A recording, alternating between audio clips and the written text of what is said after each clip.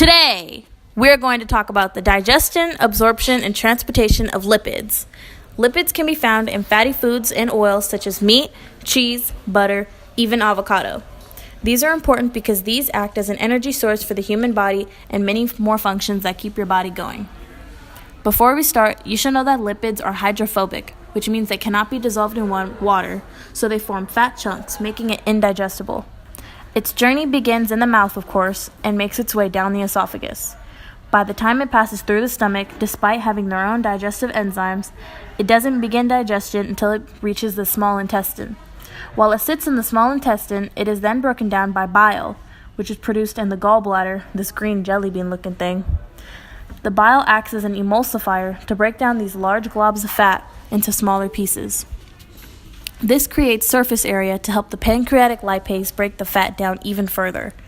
This process will only work because the lipase works only on the surface area. After the lipase coats the fine droplets of lipids, it is broken down into free fatty acids and monoglycerides.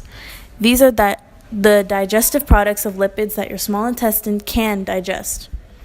The absorption process takes place in the mucosal lining of the small intestine and enter the epithelial cells and then into the endoplasmic reticulum, which functions include the synthesis and transportation of lipids. Both the fatty acids and monoglycerides are synthesized here and become triglycerides, which is the major form of fat stored in our bodies.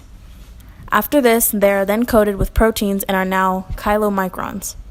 This makes it easier for the triglycerides to travel from the epithelial cells and into the lymphatic capillaries called lacteals via exocytosis.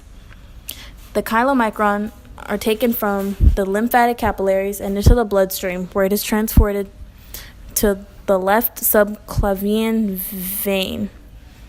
The chylomicrons are removed from the bloodstream and broken down using lipoprotein lipase in the liver and adipose tissue. Adipose tissue acts as an insulator for body heat and energy storage.